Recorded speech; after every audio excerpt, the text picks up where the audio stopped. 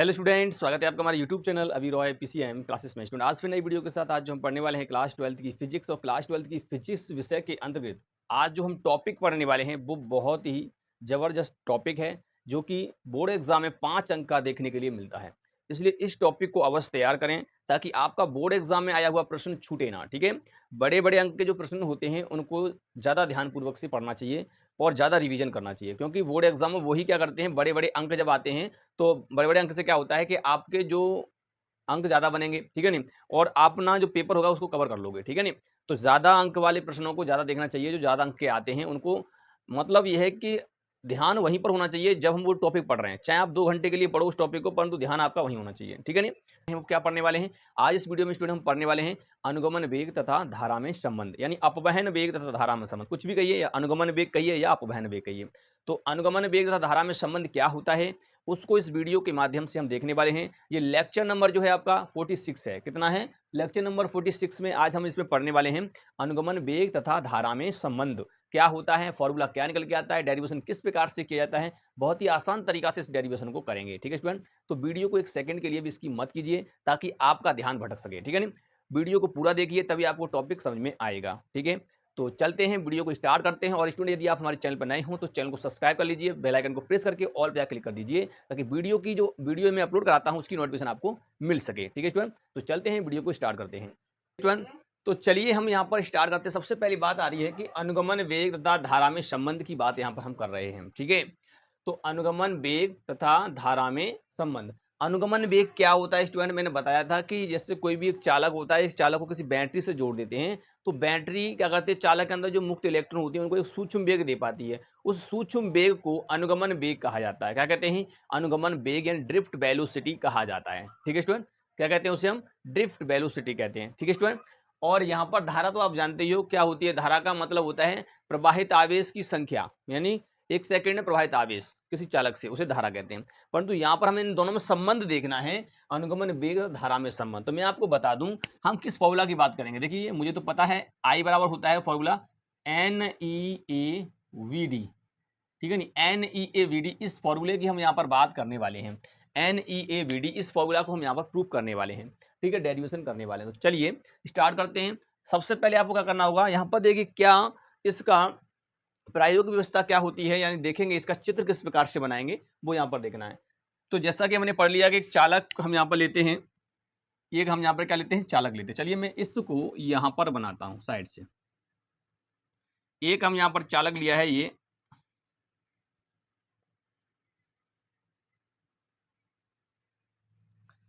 ये हमने एक चालक लिया है। चालक है आपका ए और बी चालक है ये, ठीक है नहीं? ए और बी क्या है आपका, एक चालक है। इस चालक को क्या किया आपने कि एक बैटरी से जोड़ दिया। किससे जोड़ दिया भाई? बैटरी से इसको जोड़ देंगे, ठीक है? इस चालक को बैटरी से हमने इसको जोड़ दिया, ठीक है स्टूडेंट?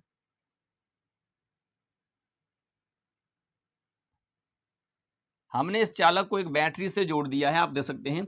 तो इसमें धारा का प्रवाह जो होगा इस प्रकार से होगा, चालक के अंदर से जाएगा इसके अंदर से, ठीक है नहीं? तो इस प्रकार से, और इसमें विद्युत क्षेत्र की डायरेक्शन जो होगी वो इस प्रकार से होगी। विद्युत क्षेत्र की डायरेक्शन इस प्रकार से होगी यहाँ पर, ठीक है ना? अब देखिए इसके अंदर क्या होगा भैया, इलेक्ट्रॉन होंगे। क्या होंगे? इलेक्ट्रॉन होंगे।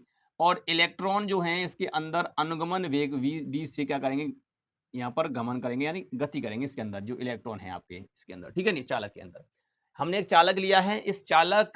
ये चालक ए बी है और इस चालक का जो अनुप्रस्थ काट क्षेत्रफल है वो कितना है, ए है स्टूडेंट। कितना है? ए है। यानी कि ये वाला जो एरिया दिखाई देता है, ये समझिए, ये वाला एरिया की हम बात करते हैं, ये ऐसा ही चालक है, इस वाले की हम बात कर रहे हैं। तो इसका क्षेत्रफल कितना है, वो ए है, ठीक है? अब ये हमने यहाँ पे चालक लगाया, इसको बैटरी से जोड़ दिया है। अब चलिए हमें क्या करना है, हमें तो निकालना है अनुगमन वेग और धारा। जो इसके अंदर जो इलेक्ट्रॉन गति कर रहे हैं किस वेग से कर रहे हैं, वीडी वेग से, अनुगमन वेग से गति कर रहे हैं। तो ये अनुगमन वेग और धारा में क्या संबंध होगा? इसमें धारा आई प्रवाहित हो रही है, आपको पता है इसमें धारा कितनी प्रवाहित हो रही है, आई धारा। इसके अंदर आई धारा का प्रवाह हो रहा है, ठीक है नहीं? तो इसमें संबंध हमको देखना है, आई और वी के अंदर रिलेशन, ठीक है नहीं? हाँ, तो इस क्या होगा वो हमें यहाँ पर देखना है। तो इतना आपको समझ में आया तो देख लीजिए, मैंने आपको यहाँ पर केवल चित्र बनाया है और इस चित्र आपको समझ में आना चाहिए किस प्रकार से मैंने बनाया है। चलिए इतना आपका हो गया। अब आपको करना क्या है, अब आपको थ्योरी लिखनी होगी। देखो थ्योरी लिखना बहुत आवश्यक होता है, क्योंकि वहां पर कॉपी में आपको लिखोगे तो अच्छा लगता है, थ्योरी को भी लिखना पड़ता है। थोड़ी बहुत हिंदी तो लिखनी पड़ेगी ना, यानी कि ये टॉपिक क्या कहना चाहता है वो तो लिखना पड़ेगा ना। डायरेक्ट अगर आप न्यूमेरिकल वैल्यू यहाँ पर लिखते चले जाओगे, ये फॉर्मूला वगैरह लिखते चले जाओगे, तो इससे काम नहीं चलने वाला। थोड़ी बहुत थ्योरी लिखनी पड़ती है। तो अब हम जो चित्र बनाया है इसी के माध्यम से थ्योरी लिखेंगे। क्या थ्योरी में लिखना है, थ्योरी में आपको लिखना है, चलिए मैं बोल देता हूँ आप थ्योरी में क्या लिखना है। तो लिखेंगे कि माना एक चालक ए बी है, माना एक चालक ए बी है जिसका अनुप्रस्थ काट क्षेत्रफल ए है, जिसका अनुप्रस्थ काट क्षेत्रफल ए है, जिसको एक बैटरी से संयोजित किया गया है, बैटरी से संयोजित किया गया है। चालक के अंदर उपस्थित मुक्त इलेक्ट्रॉन वीडी वेग से गति करते हैं, तब निम्न गणना करने पर, बस इतना आपको लिखना होगा, कुछ नहीं करना है। क्या लिखना होगा कि माना एक चालक ए बी है जिसका अनुप्रस्थ काट क्षेत्रफल ए है, ठीक है नहीं, चालक को एक बैटरी से संयोजित किया गया है, बैटरी से संयोजित किया गया है। चालक में उपस्थित मुक्त इलेक्ट्रॉन का अनुगमन वीडी वेग से, यानी अनुगमन वेग वीडी वेग से गति कर रहे हैं, ठीक है नहीं, तब निम्न गणना करने पर, ठीक है नहीं, तब निम्न गणना करने पर, इतना आपको लिखना होगा थ्योरी के अंदर। चलिए अब हम यहां पर इसको करते हैं।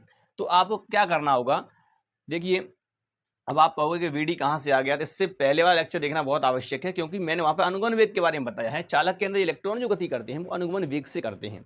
तो ये इलेक्ट्रॉन जो है, सॉरी देखिए मैंने इलेक्ट्रॉन की डायरेक्शन गलत बना दी यहाँ पर, ये इस प्रकार से गति करेगा, प्लस की तरफ जाएगा, माइनस की तरफ तो आएगा ही नहीं, तो यहाँ से इस प्रकार से जाएगा, क्योंकि विद्युत क्षेत्र के विपरीत डायरेक्शन में ये गति करते हैं वीडी, ठीक है, इस प्रकार से होगा। तो यहाँ से ये इलेक्ट्रॉन इस प्रकार से गति करेगा, प्लस की तरफ जाएगा, तो यानी कि यहाँ से प्लस की तरफ आएगा, तो ये अनुगमन वेग वीडी वेग से गति करेगा। क्लियर यहाँ तक। अब चलिए अब आपको करना क्या है, ये तुम्हारा चालक है, इस चालक के अंदर देखिए हम क्या करेंगे, हम निकालेंगे इस चालक के अंदर कितना आवेश है, हमें धारा में संबंध निकालना ना, तो हमें आवेश निकालना होगा इसके अंदर कितना कुल आवेश है, ठीक है नहीं, वीडी वेग से गति कर रहा है, तो हमें करना पड़ेगा, समझिए इस चालक की अगर हम बात करेंगे, इस चालक के अंदर हमें टोटल आवेश कितना है वो हम बात करेंगे। तो देखिए समझिए पहले इस चालक के हम मान लेंगे यहाँ पर कि माना, यहाँ पर लिखेंगे माना चालक के प्रति एकांक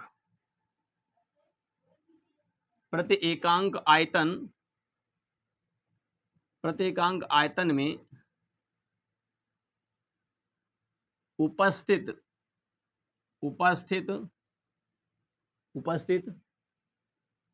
मुक्त आवेश वाहक की संख्या कितनी है, स्मॉल एन है, ठीक है। ये हमें मान लेना है कि इस चालक के जो चालक है, इसके चालक के प्रत्येकांक आयतन में, छोटे से आयतन में उपस्थित इलेक्ट्रॉनों की जो संख्या है मुक्त आवेश वाहकों की, वो स्मॉल एन है। क्लियर यहां तक। अब समझिए अगर हम यहां पर देख लें, हमें क्या करना है, आवेश निकालना है भाई। तो जब इसमें क्या हो रहा है, धारा प्रवाहित हो रही है इस प्रकार से, ठीक है नहीं, तो इलेक्ट्रॉन इस प्रकार से गति करेंगे। तो मान लेते हैं कि इतने पोजीशन, ये वाला पोजीशन यहाँ पर देखिए, जिस प्रकार से मैं आपको समझा रहा हूँ उसी प्रकार समझिए। अगर मैं इस वाले भाग को ले लूँ इस प्रकार से, और इस वाले भाग में इलेक्ट्रॉन है आपके, यहाँ पर क्या है आपके इलेक्ट्रॉन, बहुत सारे इलेक्ट्रॉन होंगे। यानी कि मैं बात कर रहा हूँ कि जैसे मान लो ये वाला भाग है, इस वाले भाग की बात कर रहा हूँ, तो मैंने यहाँ पर एक भाग मान लिया इस पॉइंट से, यहाँ से, ठीक है नहीं, यहाँ से लेके यहाँ तक। तो यहाँ से इसको मैं मान लेता हूँ P, यहाँ से P मान लेता हूँ, ठीक है नहीं, ये वाला बिंदु P मान लिया मैंने, P हो गया जी। तो P है। अब यहाँ से इलेक्ट्रॉन चलेंगे तो इसके आगे भी क्या होंगे भाई, इलेक्ट्रॉन होंगे ना, होंगे, क्योंकि देखो यहाँ इलेक्ट्रॉन है तो इसके आगे भी इलेक्ट्रॉन होंगे और उसके आगे भी होंगे इलेक्ट्रॉन। तो मान लेते हैं कि ये इलेक्ट्रॉन किस वेग से गति कर रहे हैं, वीडी वेग से। तो वीडी वेग से जब ये इलेक्ट्रॉन आगे की तरफ गति करेंगे, और मान लेते हैं कि ये इलेक्ट्रॉन यहाँ पर आ गए डेल्टा टी समय में, कहां पर आ गए, यहाँ पर डेल्टा टी समय में ये इलेक्ट्रॉन, सारे के सारे इलेक्ट्रॉन यहाँ पर आ गए, ठीक है नहीं, वीडी वेग से, किस वेग से, वीडी वेग से। ये इलेक्ट्रॉन यहाँ पर आ गए, तो ये आए क्यू बिंदु पर आ गए, ठीक है नहीं, यहाँ से लेकर यहाँ तक। तो इन्होंने कितनी दूरी यहाँ से तय की, वीडी वेग से यहाँ पर गए, वीडी वेग से ये इलेक्ट्रॉन गति कर रहे हैं, तो इतना एरिया इन्होंने कवर किया, यहाँ से लेकर यहाँ तक आप देख सकते हैं, ये वाला एरिया, ठीक है नहीं, ये एरिया इन्होंने कवर किया है, ये वाला मैं बात कर रहा हूँ, यहाँ से लेकर यहाँ तक, ठीक है। तो ये एरिया इन्होंने कितना कवर किया, यहाँ से लेकर यहाँ तक, तो अगर इस दूरी की बात करेंगे तो ये हो जाएगा v और d डेल्टा t, ठीक है नहीं, यानी इतने समय में केवल इतना ये क्या करेंगे, दूरी तय कर लेंगे। समझ में आ रहा है कि नहीं आ रहा? समझिए, ये वाला मैं इस पोजीशन को यहाँ पर निकाल के दिखाता हूँ आपको इस प्रकार से। समझिए, ये इस प्रकार से एक बेलन बन रहा है यहाँ पर, इस प्रकार से छोटा सा एक बेलन है यहाँ पर, ये बन जाएगा इस प्रकार से। ये P और Q आपको दिखाई दे रहा है, P और Q छोटा सा बेलन बन गया ये वाला, ठीक है नहीं। और ये जो एरिया है इसको हम बात करने हैं, तो यहाँ से लेके यहाँ तक जब इसमें इलेक्ट्रॉन VD वेग से चल रहे हैं तो इसका मतलब यहाँ से लेके यहाँ तक ये दूरी जो होगी वो स्टूडेंट कितनी होगी, VD डेल T, ये इतनी इसकी दूरी होगी यहाँ से लेके यहाँ तक इतनी।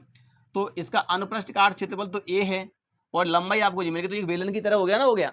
तो ये बेलन बन गया आपका। हमें क्या करना है कि इसमें ये जो बेलन दिया है इसी का हमें पहले क्या निकालना है, आयतन निकालेंगे। क्या निकालेंगे भाई, आयतन निकालेंगे। इस बेलन का आयतन क्या है, ठीक है। हमें चालक की लंबाई नहीं पता है, ठीक है नहीं, हमें केवल इतना पता है कि इतना जो दिया है इतने की हमने लंबाई पता पड़ गई है ये वाले। अनुप्रस्थ काट क्षेत्रफल तो हमने पहले ही मान लिया था कि ए है, ठीक है। तो यहाँ पर जो दिया है कि पी क्यू जो आपको दिखाई दे रहा है ये बेलन है और इस बेलन का हमें क्या निकालना है, आयतन निकालना है। तो चलिए अब आगे किस प्रकार से लिखेंगे, तो देखिए यहाँ से P से Q तक ये आवेश जाएगा, तो अब क्या लिखना है आपको, आपको लिखना है यदि इलेक्ट्रॉन का वेग Vd है तब डेल्टा T समय में तय की गई दूरी, भाई दूरी कितनी होगी, ये दूरी होगी यहाँ पर, ठीक है। तो दूरी बराबर क्या होता है, दूरी बराबर फॉर्मूला होता है दूरी बराबर चाल इंटू समय, चाल इंटू समय आपको दिया डेल्टा टी समय, तो दूरी कितनी हो गई, Vd वेग से चल रहा है इंटू डेल टी, तो ये हो जाएगा यहाँ पर Vd डेल टी, ये होगी इसकी दूरी, ठीक है नहीं। इतनी दूरी तय की और ये इतनी दूरी का क्या बन गया, ये लंबाई हो गई। तो इतनी लंबाई और अनुप्रस्थ काट क्षेत्रफल ए का एक बेलन बन जाएगा। जी क्या बन जाएगा, बेलन। अब इस बेलन का हमें क्षेत्रफल निकालना है, वो बेलन आपको मैंने ऊपर बना दिया है, उसका निकालना है हमें क्षेत्रफल, सॉरी आयतन निकालना है, ठीक है। बात करते हैं क्या, अब देखिए अब आगे क्या करना है। तो यहां पर आपका वो दिखाई दे रहा है कि बेलन बन रहा है आपका, यहाँ पर एक बेलन पी क्यू का आयतन निकालेंगे। क्या निकालेंगे भाई, आयतन। पी क्यू का आयतन निकालेंगे। बेलन जो आपका दिखाई दे रहा है पी क्यू, ये वाला आपका बना यहाँ से लेकर यहाँ तक दूरी किसने तय की, यानी पी क्यू तक आया, इस बिंदु से यहाँ तक इलेक्ट्रॉन आए पी से क्यू तक, तो ये बेलन बन गया। तो ये पी क्यू आपका का यहाँ पर एक इस प्रकार से बेलन मान लिया हमने कि पी क्यू का आयतन, यानी बेलन पी क्यू का आयतन। तो बेलन पी क्यू का आयतन यहाँ पर निकालोगे तो आयतन का फॉर्मूला क्या होता है, तो यहाँ पर देखिए बेलन का आयतन का फॉर्मूला होता है, हम जानते हैं। तो बेलन का आयतन होता है बेलन का आयतन।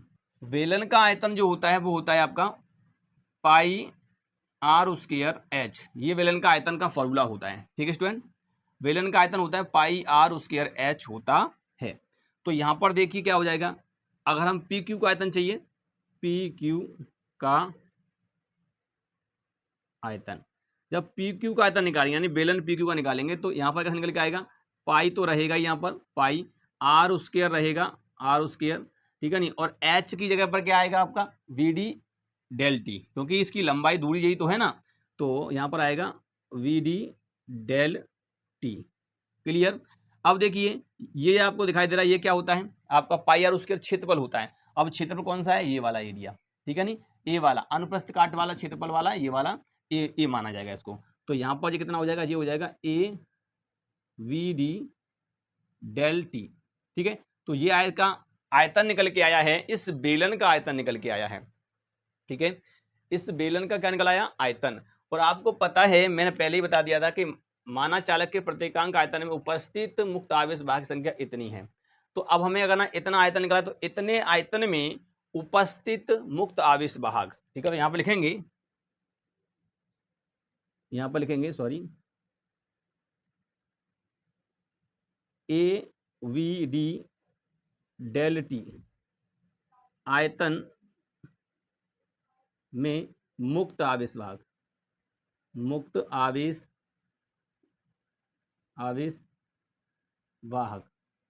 कितना हो जाएगा। अगर इसमें अगर हम निकालोगे तो कितना निकल के आएगा भाई, देखिए मुक्त आवेश वाहक की संख्या पूछ रहा है, आवेश वाहक की संख्या, ठीक है, संख्या की बात कर रहे हैं अभी हम। संख्या कितनी संख्या हो जाएगी, तो देखिए केवल आपको क्या करना है, एन से गुणा करना है। एकांक में एन, एकांक आयतन में एन, तो इतने आयतन में गुणा कर देंगे तो कितना हो जाएगा, A V D del T into में एन, ठीक है नहीं। तो यानी कि ये हो गया आपका यहाँ पर A V D del T N हो जाएगा, ठीक है। ये आपके इतने आवेश भाग आएंगे, इतने आवेश भाग, ठीक है नहीं। अब इतने आवेश भाग है तो आप जानते हैं कि एक आवेश, एक इलेक्ट्रॉन पर आवेश कितना होता है, एक इलेक्ट्रॉन पर आवेश ई, यानी इलेक्ट्रॉन पर जो आवेश होता है मुक्त आवेश भाग की जो होता है, एक इलेक्ट्रॉन पर आवेश ई होता है। तो इतने इलेक्ट्रॉन हैं, तो इतने में हम निकालेंगे कुल आवेश कितना हुआ इस चालक के, पूरे जो चालक दिया है ना, ये वाला चालक, ये चालक इतना भाग की बात कर, पूरे चालक की बात नहीं कर रहे हैं हम, इतने की बात कर रहे हैं। तो इतने चालक में कितना आवेश होगा, टोटल आवेश कितना होगा, डेल्टा टी समय में प्रभावित आवेश, ठीक है नहीं। तो अब यहाँ पर लिखेंगे, अब आपको करना क्या है, अब आगे देखिए, यहाँ से करते हैं। अब लिखेंगे डेल्टा टी समय में, डेल्टा टी समय में, डेल्टा टी समय में, डेल्टा टी समय में चालक से प्रभावित आवेश, प्रवाहित आवेश। अब देखो कितने आवेश प्रवाहित होंगे भाई डेल्टा टी समय में, तो डेल्टा क्यू आवेश प्रवाहित होगा, ठीक है नहीं। तो यहाँ पर कितना होगा, देखिए हम डेल्टा टी समय में निकालेंगे, जब एक इलेक्ट्रॉन पर आवेश कितना है ई, तो इतने पर कितना हो जाएगा। अब हम यहाँ पर देखेंगे डेल्टा टी समय में चालक से प्रभावित आवेश कितना होगा, जब डेल्टा टी समय में यहाँ से लेकर यहाँ तक इतनी दूरी तय करता है, तो इतने चालक की बात हो रही है, तो इसका मतलब डेल्टा क्यू आवेश जो होगा वो कितना होगा, A V D del T, और यहाँ पर एन है, और इसमें आप गुणा करना होगा ई से, क्योंकि इलेक्ट्रॉन पर आवेश कितना होता है, यहाँ हम कह सकते हैं एक इलेक्ट्रॉन पर आवेश ई होता है। तो यहाँ पर इतने सारे इलेक्ट्रॉन हैं, इतने सारे इलेक्ट्रॉन पर कितना आवेश होगा, तो ई से गुणा कर देंगे, इतना आवेश हो गया, ठीक है। अब आप निकालना है धारा। अब चालक से प्रवाहित धारा, चालक में धारा, अब धारा कितनी हो जाएगी, तो डेल्टा टी समय में डेल्टा क्यू आवेश प्रवाहित होता है, तब धारा निकालेंगे। तो चालक में धारा, अगर हम चालक में धारा निकालोगे तो निकल के आएगी यहाँ पर आई बराबर डेल्टा क्यू बटी डेल्टा टी, यानी कि डेल्टा टी समय में इतना आवेश प्रवाहित होता है इस इतने चालक से, पी क्यू चालक दिखाई दे रहा है इससे। तो अब यहाँ से धारा कितनी होगी, तो आई बराबर delta Q upon delta T. तो डेल्टा क्यू का वैल्यू कितना है, ये दिया है, तो ये हो जाएगा A V D delta T और एन ई, और बट्टे में कितना है, डेल्टा टी। अब देखिए डेल्टा टी से डेल्टा टी कट जाएगा, ये वाला कट गया ना, कट गया। तो अब यहाँ पर क्या बचा, ये फॉर्मूला ये बचेगा, यहाँ पर आपका आई बराबर बचेगा यहाँ पर A V D N E, ये बचा ना, बचा फॉर्मूला। तो यही हो गया इसका सूत्र। अब इसी को क्रम से आप लिख देंगे, तो किस प्रकार से लिख देंगे, इसी सूत्र को चलिए मैं यहाँ पर लिख देता हूँ, कहीं पर यहाँ लिख देता हूँ, ठीक है। तो यही सूत्र जो है, इस सूत्र को मैं यहाँ पर लिख देता हूँ इस प्रकार से, ये वाला सूत्र आपको दिखाई दे रहा है। तो इस सूत्र को यहाँ लिख देंगे, तो ये हो जाएगा आई बराबर निकल के आया है आपका, इसको लिखेंगे क्रम से N E A V D, N E A V D, इसलिए इसे कहते हैं, ये वाला फॉर्मूला हमें निकालना था, और यही क्या है, अनुगमन वेग तथा धारा में संबंध होता है। क्लियर, तो यहाँ तक समझ में आया।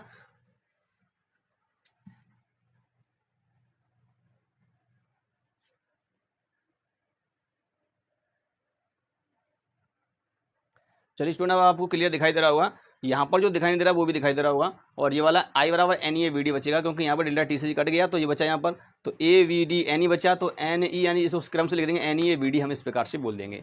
यहाँ तक क्लियर हो गया। तो यही इसका फॉर्मूला होता है अनुगमन वेग तथा धारा में संबंध का। यहाँ पर एन जो होता है, लिख लीजिए, मैं बोल रहा हूँ, एन जो होता है क्या होता है, इलेक्ट्रॉनों की संख्या, ई इलेक्ट्रॉन परावेश, ए चालक का अनुप्रस्थ काट का क्षेत्रफल, वीडी इलेक्ट्रॉनों का अनुगमन वेग। ठीक है, इनको लिख लेना है। ठीक है, अब देखिए मैं एक बात समझा देता हूँ कि मैंने क्या किया इसमें, कि एक जो चालक था हमारा, ये चालक, इस चालक को मैंने एक बैटरी से जोड़ दिया। ठीक है नहीं, आपको पता है चालक के अंदर जो इलेक्ट्रॉन है वो अनुगमन वेग से गति करते हैं, वीडी वेग से।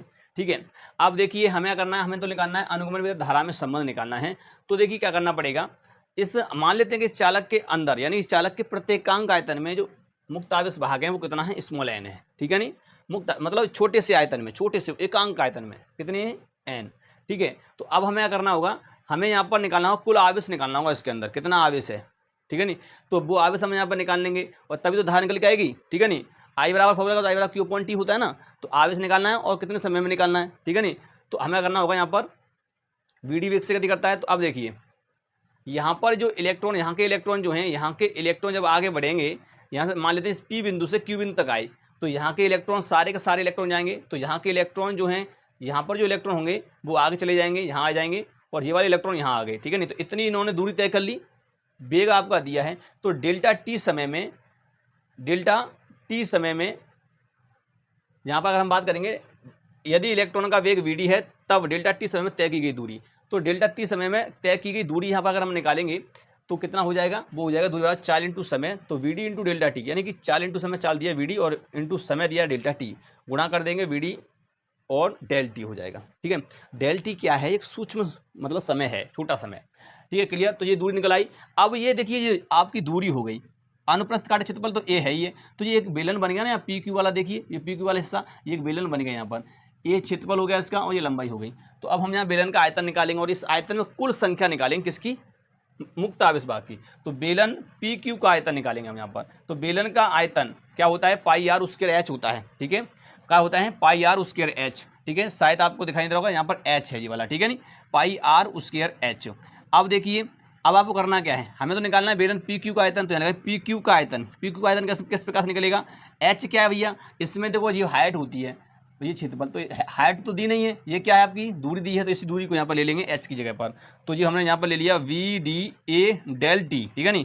और जो पाई आर उसके आपको दिखाई दे रहा है, ये क्या होता है, वृत्त का क्षेत्रफल होता है। तो हम कह सकते हैं इस भाग का क्षेत्रफल हो गया ना, हो गया ये वाला, तो ये वाला क्षेत्रफल होगा, तो इसे ए दिया है वो वहाँ पर, तो इसको ए मानेंगे, तो ये हो जाएगा A V D del T, यानी कि वी डी यानी कि अनुगमन वेग, डेल टी समय होता है, इस प्रकार से। तो पी क्यू का आयतन निकल आया ये। अब इस चालक का आयतन निकल आया पूरे का। अब हमें पता है कि एकांक में इतने इलेक्ट्रॉन, तो इतने आयतन में कितना इलेक्ट्रॉन, तो वो देखिए क्या करना पड़ेगा आपको, इसमें n से गुणा करना पड़ेगा। तो वही लिखा है मैंने, A V D del T आयतन में मुक्त आवेश वाहक की संख्या, तो इस प्रकार से हो जाएगी, क्लियर यहाँ तक। तो इतनी हो जाएगी, ये n से गुणा कर देंगे। अब आपको करना क्या है, आवेश वाहक की संख्या हमने निकाल ली। अब हमें करना होगा कि इस चालक में टोटल आवेश कितना प्रवाहित हुआ यहाँ से, मतलब पी क्यू बिंदु से, यानी कि डेल्टा टी समय में चालक से प्रवाहित आवेश कहाँ से, पी क्यू बिंदु से, पी और यहाँ से क्यू से कितना आवेश प्रवाहित हुआ डेल्टा टी समय में, तो डेल क्यू आवेश प्रवाहित हुआ। यानी कि हम जानते हैं कि इलेक्ट्रॉन पर आवेश होता है ई, तो ई से इसमें गुणा कर देंगे, del A V D del T N E से गुणा कर देंगे, क्योंकि इलेक्ट्रॉन पर आवेश, क्योंकि इलेक्ट्रॉन ही तो संख्या थी, ये इलेक्ट्रॉन की संख्या थी, इसमें ई से गुणा कर दो, इलेक्ट्रॉन पर आवेश होता है ई, तो ई से इसमें कर दो गुणा, हो गया ये आवेश। तो डेल क्यू आवेश इतना हो गया। अब इतना आवेश प्रवाहित हुआ डेल्टा टी समय में, तब आप यहाँ पर निकालेंगे चालक में धारा कितनी होगी, डेल्टा टी समय में इतना आवेश प्रवाहित होता है, तो डेल क्यू बटे डेल टी ये धारा होती है, एकांक समय प्रवाहित आवेश, ठीक है नहीं, इस प्रकार से होगा। यानी कि डेल्टा टी समय में इतना आवेश, तो एकांक समय में तो डेल्टा क्यू बटे डेल्टा टी, तो वही कर रहा है यहाँ पर। अब डेल्टा क्यू का मान आपको पता है, ये डेल्टा टी से डेल्टा टी कट जाएगा, जो बचेगा जाएगा, और इसको क्रम से लिख दिया है मैंने, आई बराबर एन ए वी डी, तो ये आपका यहाँ पर फॉर्मूला बन जाता है। और इसकी मैंने बता दिया ये किस प्रकार से होता है, इसको देख लीजिए एक बार, ठीक है, इस प्रकार से होता है। अगर आप यहाँ पर निकालना चाहो ना वी डी वेग, देखिए ये अनुगमन वेग निकालोगे तो इस प्रकार से निकलेगा, आई बटे एन ई ए, ये फॉर्मूला और बन जाएगा, आप देख लेना इसको भी, ठीक है नहीं, ये पूछ लेता है जब न्यूमेरिकल निकालते हैं तो इस प्रकार से हो जाता है, अनुगमन वेग निकालते हैं तब, ठीक है। 2024 में ये प्रश्न पूछा गया था, तो उसमें अनुगमन वेग निकलवा रहा था, तो इसी के आधार पे, मतलब आधार पे क्वेश्चन दिया था, ठीक है स्टूडेंट। तो ये उम्मीद करते हैं आपको समझ में आ चुका होगा कि अनुगमन वेग तथा धारा में संबंध क्या होता है, बहुत ही आसान तरीका से मैंने आपको समझाया है, ठीक है। इस डेरिवेशन को मैं दो तरीके से करवा सकता हूँ, एक तरीके से और करवा सकता हूँ, परंतु आप इस तरीका से सीखना है, ठीक है नहीं। तो ये आपका सही है, क्लियर हो गया होगा। उम्मीद करते हैं आपको वीडियो पसंद आई होगी, और यदि वीडियो पसंद आई तो वीडियो को लाइक कर दीजिए, और स्टूडेंट चैनल पर नए हो तो चैनल को सब्सक्राइब कर लीजिए, बेल आइकन को प्रेस करके ऑल पे क्लिक कर दीजिए, ताकि अगर हम कोई भी वीडियो अपलोड कराते हैं तो आपको उसकी नोटिफिकेशन मिल सके, ठीक है स्टूडेंट। तो आज इस वीडियो में इतना ही, अब मिलेंगे नेक्स्ट वीडियो में, तब तक के लिए जय हिंद।